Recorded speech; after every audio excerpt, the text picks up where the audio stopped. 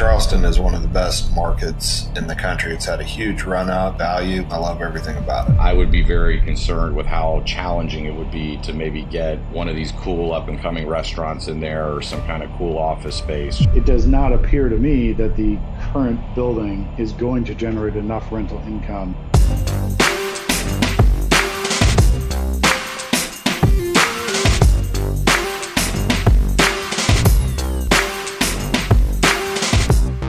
Today's episode of the Real Estate Anonymous podcast, we head to Charleston, South Carolina. We're looking at an adaptive reuse deal that could be a hotel or multifamily, some type of redevelopment. It's not going to be what it currently is. The pricing simply doesn't work. Charleston's got tons of vibes. We love the real estate scene down there, and we tried to figure out how to make this one work, but I just don't think we're buyers. Stay tuned to figure out why. Welcome to another edition of the Real Estate Anonymous podcast. Elliot White here with Eric Weatherholts and Brett Moss as usual.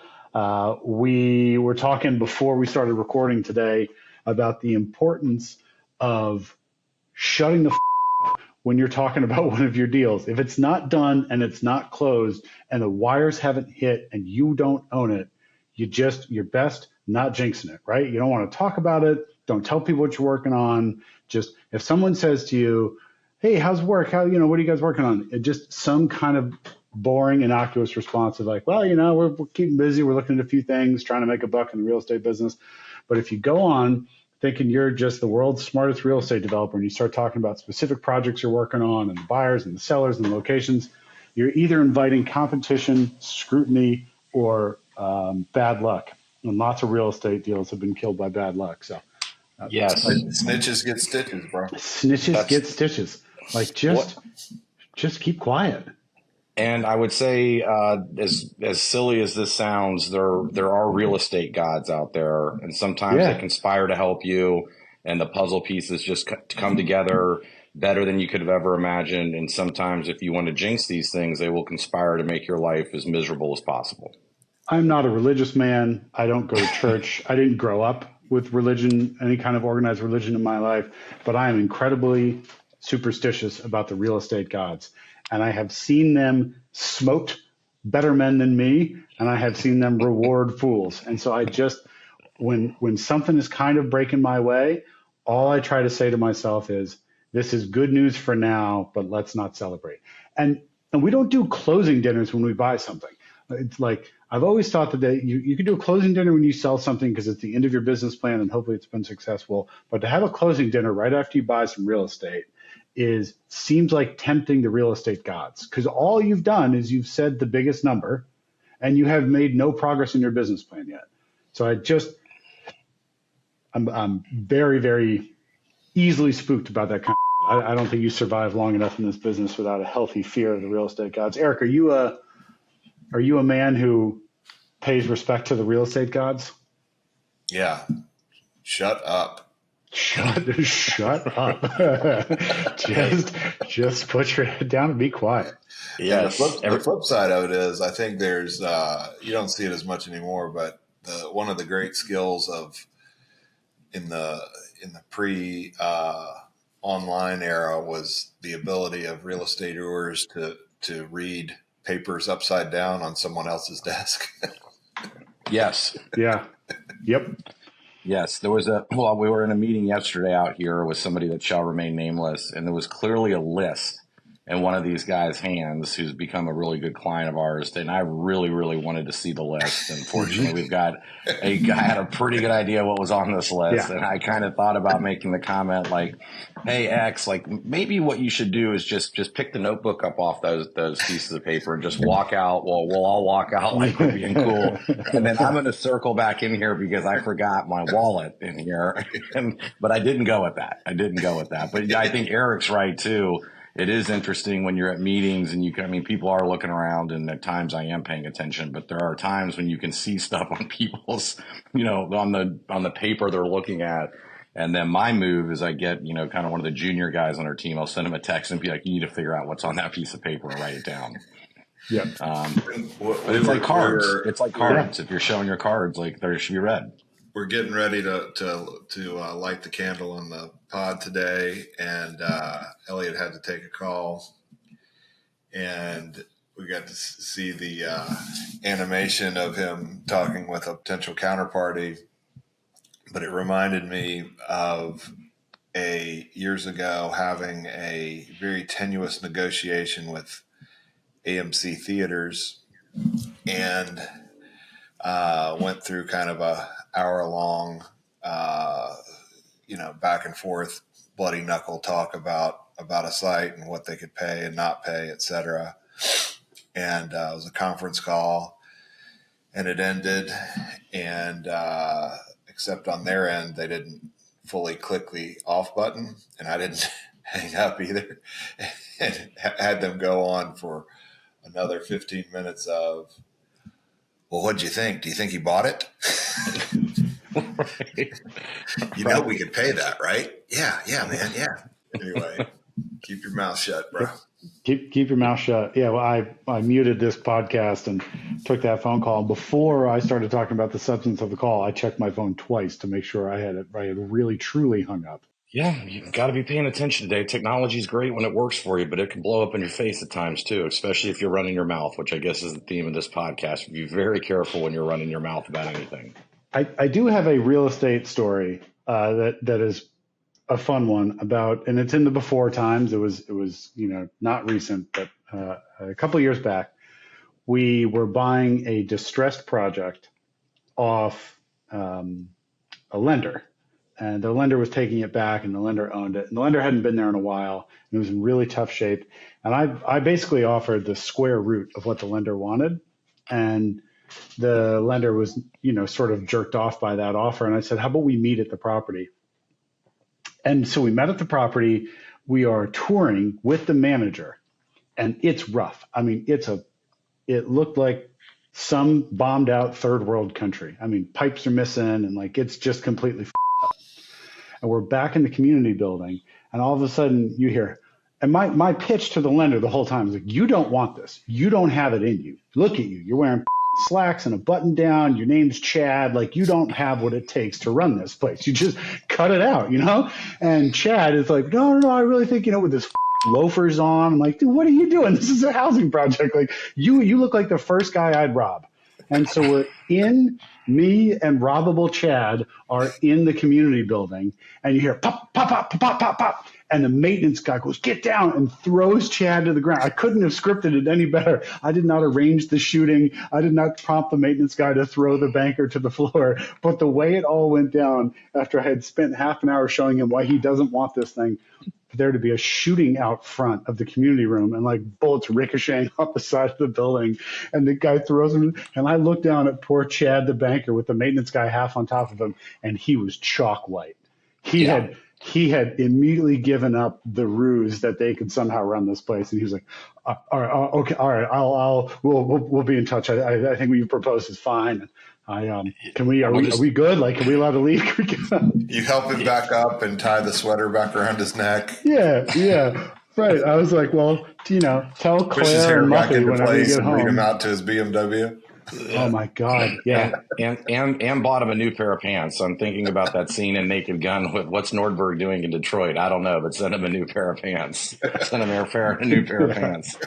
Yeah, it really couldn't have worked out any better. That was me. That was the real estate gods looking out for me. I did not get shot. He did not get shot, but it became very clear that there was an outside chance he might, and he did not want that.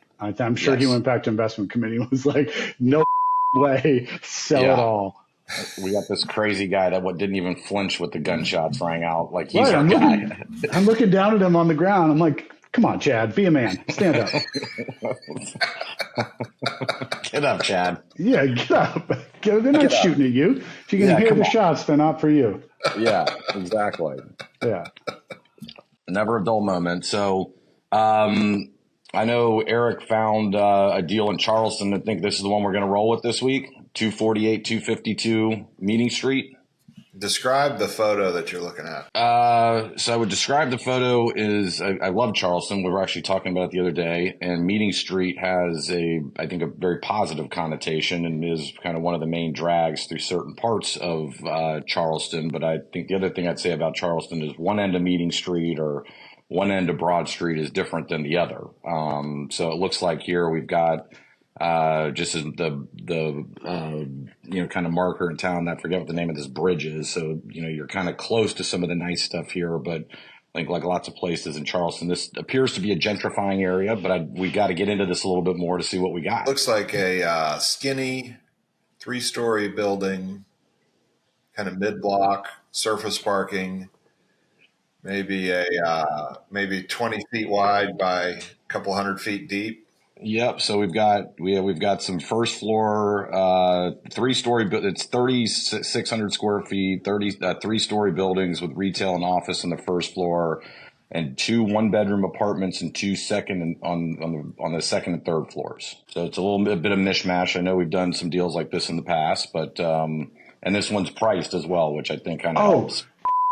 Speaking of deals we've done in the past, I want the 3 listeners that we have. I honestly have no idea how many people listen to this, but I would like our 3 listeners to know that the build for rent deal that Mr. Moss pitched us many episodes ago in Rincon, Georgia, you guys aren't going to believe this, it's still for sale. Thank you. I think it's time for Brett to blow the locks off that wallet. Yeah, Brett, pony up some cash and buy that. Take your broker money and go buy that thing. Well, I think we was some text messages offline where the broker was reaching out to me to let me know that he lowered the price, insinuating that another broker would be interested in buying the deal, which I'm still sitting on my wallet, but I did appreciate the outreach. Yeah.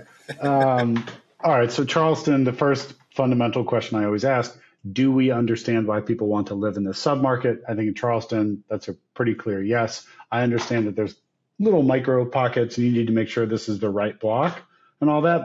But high level, I think we'd like to own some real estate here. This is clearly a thing that's going to be owned by an individual owner operator, right? You're not really going to have a management company deal with it. This is just a guy, probably a local Charlestown guy, but probably a local Charleston. I'm used to Boston. Probably a local Charleston guy who can self-manage, is interested in adding some real estate, or gal, and they can, they got a decent handle on these things. I mean, it's a cool looking parcel. It's an interesting building, retail, office. I would love to see a cool bar on the first floor. This feels right up, Mr. Weatherholts. This seems like your thing. You do a fun little sort of speakeasy type bar downstairs, and what are you doing? Go back one page, Brett. So to me, glancing through these things, I see, going through the funnel, I see Charleston, check, tell me more. Then I see 3,600 square feet. Oh, pinchy little deal. Okay. Then I see a price, $3,600,000, $1,000 a square foot for a building in Charleston that looks a little banged up.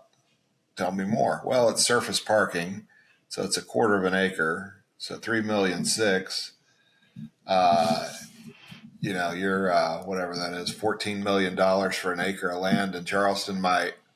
As we get launched into this, my interest is waning a bit, although it still has my attention simply because it's Charleston and it's a cool building. But let's keep going. So where, with that first screener, is there a certain price where you think, I'm not in at $1,000 a foot, I would expect this to be at $750 a foot? Like what stands out to you? I would think in my mind, if you're,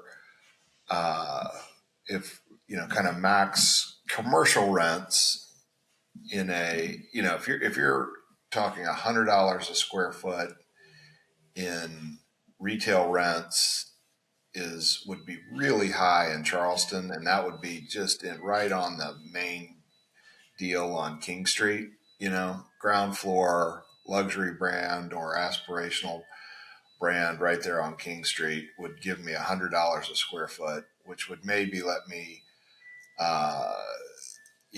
starting to get interested in, prices like this. $50 a square foot in rents would be kind of a King Street prime retail rent. A number like that would probably justify $1,000 a square foot kind of purchase price. Mm-hmm. And so I see this just from the aerial. It's not King Street. It feels sort of mid-block and non-commercial. So am I really going to generate, $50 a square foot out of what exists?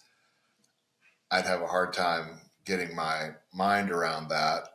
And at that land price, I'd have to, get at least that kind of rent or more to build something new, even though I had a little bit more land to deal with because there's surface parking. So those are just sort of the initial things that will go through my mind as glancing at this. Yeah, I think we'll get to the maybe let's just scroll through here Said quickly. another way, if there was a funky old building in Charleston at $200 a square foot, cool. Yeah. So I think this picture here, I think, does a good job for folks that might know Charleston pretty well. And I guess this is looking off to the east, but I think the first thing that kind of sticks out to me here, and let me see if I can zoom in a little bit. But you're next to a Grand Bohemian hotel, which is kind of a funky boutique hotel that's under the Marriott branding or Bonvoy at this point. But they have done a variety of cool hotels in Charleston, a couple in Savannah, one on Forsyth Park. They're actually based in Orlando, and they've got one in Orlando, which maybe doesn't make it cool. But I think that is kind of a good box checker for me in terms of kind of being across the street from the Grand Bohemian. And then with the office space here, it does seem like a lot of folks are living over in Mount Pleasant. And so this would seem to be a pretty easy shot over the bridge to get to your job and not have to worry about your kids chasing you around the house or your wife yelling at you or anything like that. And all that to be said, to me, Charleston is one of the best markets in the country. It's had a huge run up in value, but I think well-deserved. I love the town. I love everything about it. I agree. Kind of like Nashville in a way where I think you always seem to have a good time there, good food scene, and going in the right time of year is important too, because it gets really hot in Charleston in the summertime. And so this picture says the guy from Florida. Yeah, well, I mean, you guys know I've had to use a fan a lot of times being inside my office in this podcast. You are not built for. We're going to mute Eric. Eric has been waiting on a very important phone call. Brett and I don't know what it's about, but we could perhaps speculate as to real estate gods conspiring to have him on a podcast. The real estate gods are conspiring to either make or break Mr. Weatherholts right now. That's I think, the question here with this kind of thing is, what's it listed for? 3.6? Yeah, 4 million. I think it's like 3,995, like you're buying a new SUV or something. rounded up to 4. Have I got a deal for you? Do I have a deal for you, buddy? I would like you to pitch the next large multifamily you list at like $79,999,995. People go, I'm getting a deal. Yeah. Optics. So what I'd like to try and see is a possible path where the thing works. So if it's listed at 4 million, who's it listed with? Who's the listing broker? CBRE.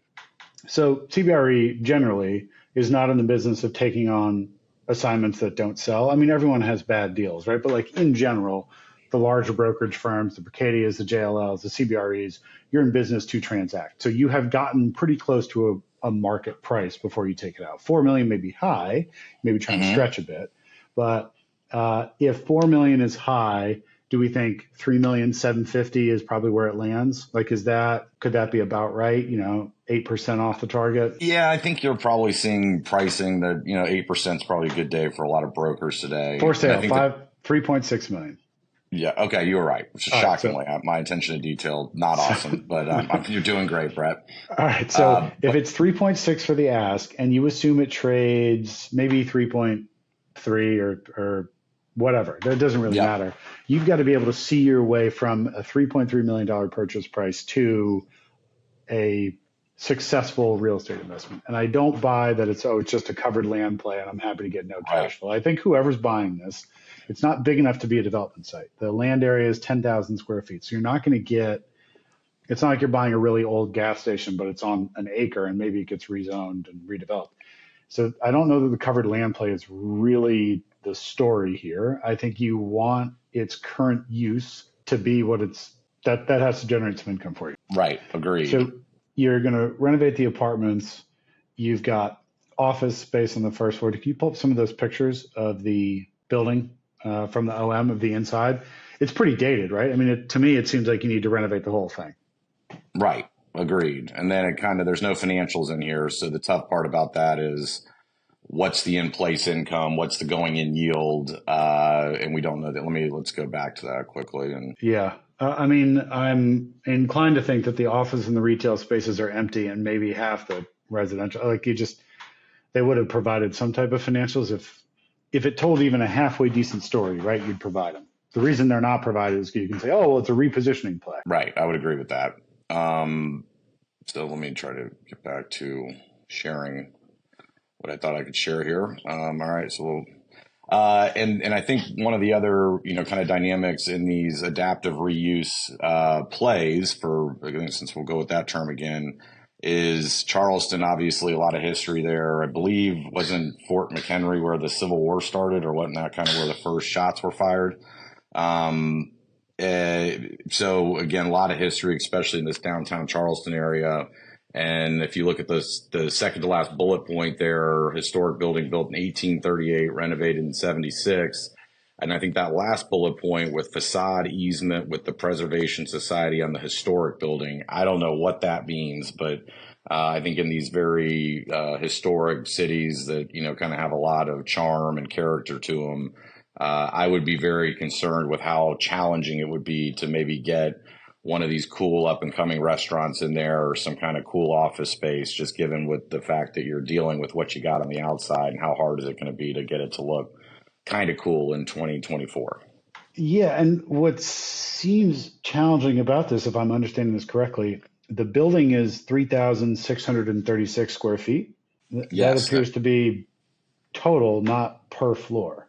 Right. That agreed. So that's not all usable, right? Right. So it's not all usable, but you can't. You're right. You're not going to get a big restaurant in there. They're saying retail, but maybe it's just some kind of a storefront. I don't know. You'd have to look at what the demand for retail is along this street. If there's really any demand for that, retail sometimes is a loss leader. Maybe you could get a cool little coffee shop in there. Or you could do some kind of the liquor license could be challenging, but you could get. There used to be this bar in Boston called the Littlest Bar, and it had 4 bar stools. And there's this tiny little thing. It must have been 150 square feet, but people loved it. I'm sure if the neighborhood would support that. So you'd have to figure out creative retail use. And if you buy it for 3.3, and you put in, let's say, $50 a foot across the whole building, you got another 1.8 to 2 million. I would guess that you're probably a mix of interior upgrades, and the exterior seems fine-ish, but probably needs some love, maybe a roof, some facade work. Well, I mean, you're all in at what, 5.25? Yeah. And you're hoping for maybe 6 or 7%, probably 7% stabilized yield on cost. I would think at least. And I think kind of trying to, again, drill down on the location here. So I mentioned the Grand Bohemian, and I have stayed up in this part of Charleston before. And one of the things mentioned earlier was the food scene there, and this Fig restaurant has been a James Beard nominated. I think it's Sean Brock is the proprietor there. He's a very justifiably so well-renowned chef. And so I think just from a location perspective, when you see, and I don't know anything about anthropology, but I know a fair amount of my daughter loves anthropology. So I would think that, some of the retail up there, and again, just kind of the credibility that having a restaurant like Fig and some of these other ones that have crept up Meeting Street maybe make it a little bit more interesting. And then, as you crawl to the south here, you're going towards kind of Main of Charleston. But I mean, I think Eric touched on an interesting point too during his initial assessment here, where, again, if this is a quarter acre and you're asking 3.5 million, that makes this a $14 million an acre site. And I don't know how you make the math work on a redevelopment play there. Yeah, I don't know that you do. You've got, how many apartments is it? 4 apartments? Yeah, it doesn't. I mean, then I think the rent's there. I mean, I was just trying to run through that. I don't even think that moves the needle here. There's got to be some sort of bigger play. And it would be, to go back to, I know the term that we use on the show a lot is the vibes. But you'd have to have, and I think we've gone to this term a lot too, Charleston is a lot of inside baseball, like a lot of these older cities. And I think you'd have to have somebody that knew Charleston really well with a, really cool destination type concept, kind of teed up and ready to move in. But I still don't know what kind of math, and these restaurants require huge TI packages, especially the big ones. So this just gets more and more expensive, to your point, Elliot, earlier, very quickly. Yeah, I mean, what do you think you're going to rent your one-bedroom apartments for in this part of Charleston? Are you at $2,000 a month if it's renovated? I mean, yeah, I would say so. It's just we don't really have the kind of floor plan layouts were a little weird to see. But yeah, maybe let's just say $2,000 a month. Yeah, for So you round numbers. got 4 units of 2, so you got $8,000 a month in rental income off your apartments. And then that office space is, let's assume we're splitting the floor plates again. Each one's about 1,200 square feet. So you have maybe a 500 square foot office. I mean, that person can't be paying you more than $1,000 a month. I mean, I would. Yeah. So maybe all in, you're getting 10 grand of rental income. If you can figure out something to do with that retail space, like fully occupied, maybe you're at 10. Right. So you're at 120 grand a year of rental income. And even if your operating expenses are 50 grand, you've got 70,000 in NOI. I think you're right. It just doesn't work. They're pitching this here, and so I'm not opposed to changing my opinion when presented with new information. It does not appear to me that the current building is going to generate enough rental income to support the purchase price plus the necessary TI. These are older looking units, right? I mean, you got to you got to blow them out to get your $2,000 a door.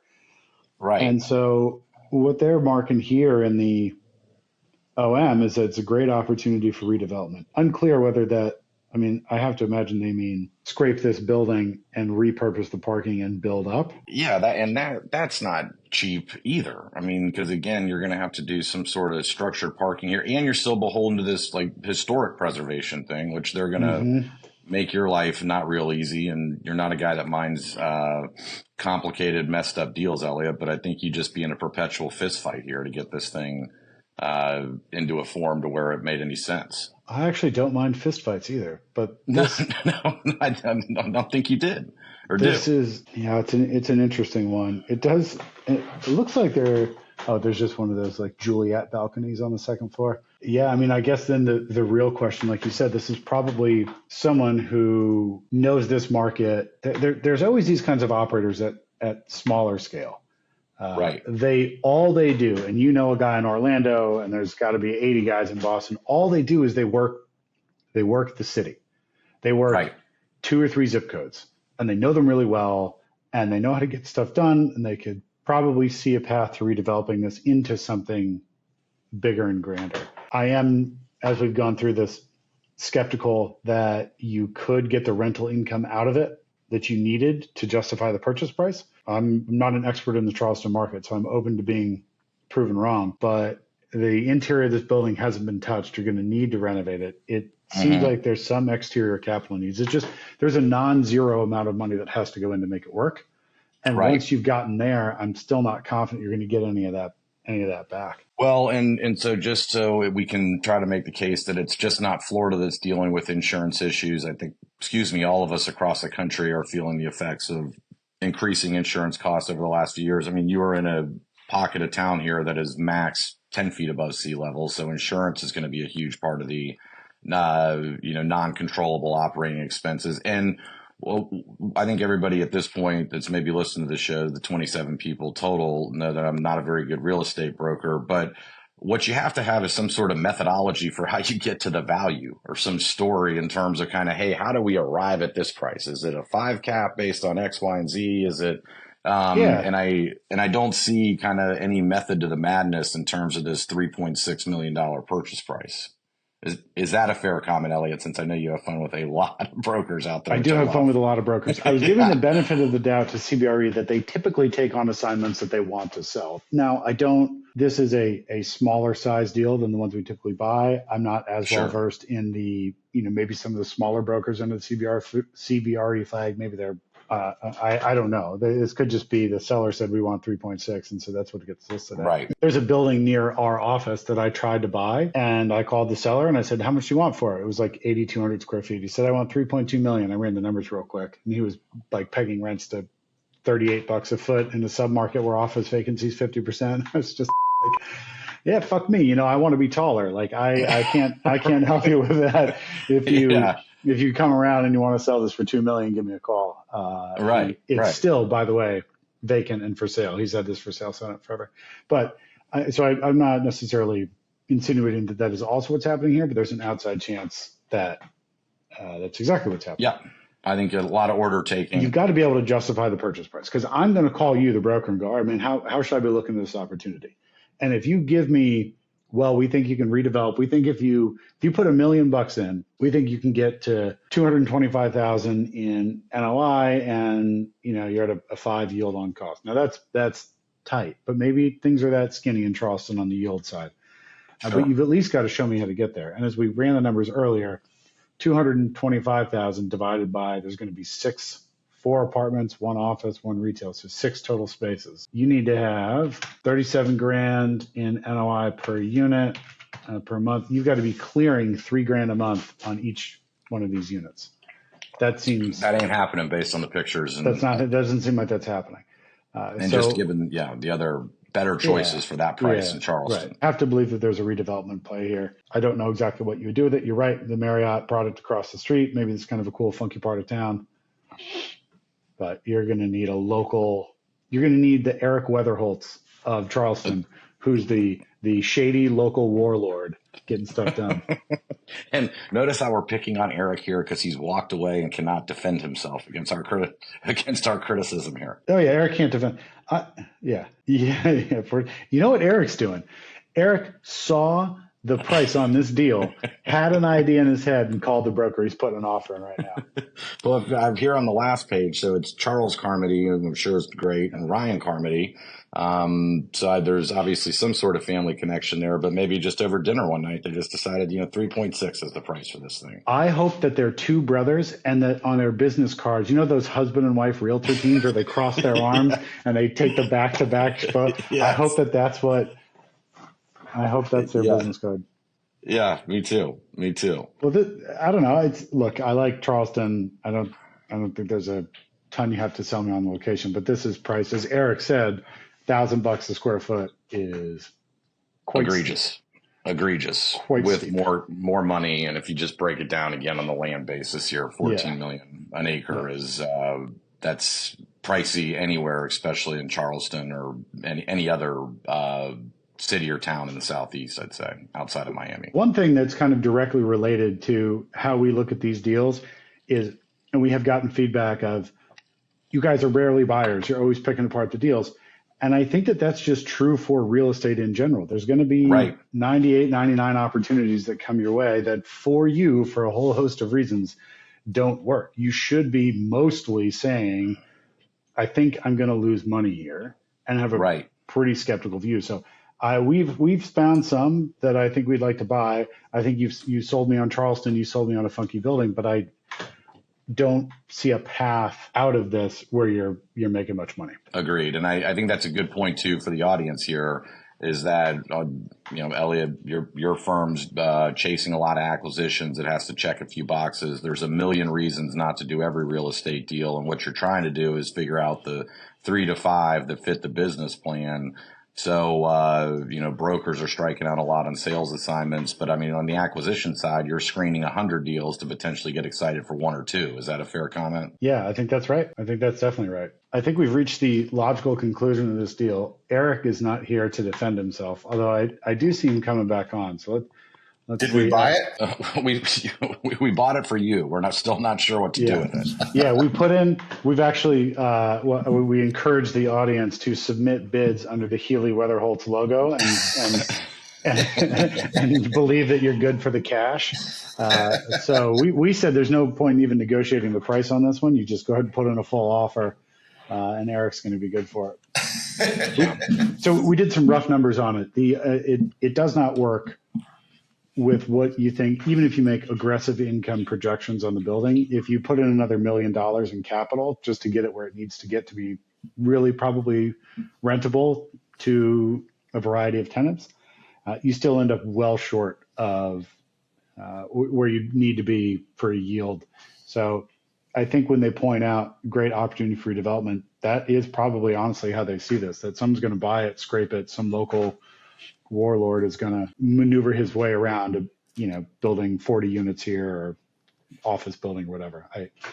We don't see how this one stands on its own. I sounded like you were going that way when you pointed out $1,000 a foot is pretty egregious. Yeah. But I'm wondering if you have any thoughts before we close out. Well, the other cool thing is, when you go through the mental checklist of glancing at flyers, which is our collective, most of our collective daily routine, I think. Historic building built in 1838. Oh, sounds cool. Renovated in 1976. Maybe a few things to do there. And then facade easement with the Preservation Society on the historic building. Facade easement with the Preservation Society does not sound like something, I have no idea what it is, and it does not sound like something that is easily dismissed or quick to work around. Yeah, I think right? Lots of friction. And the reason that I'm kind of celebrating over here in my corner of this hotel room is I made that observation, Eric, and I feel a lot better about myself because you're way smarter than I am. And it's basically, I said that earlier, right, Elliot? You did. He did. Yes. Yeah. Yes. It is early here in DFW, and it's 10 o'clock, and this is easily going to be the highlight of my day. Feels so good right now.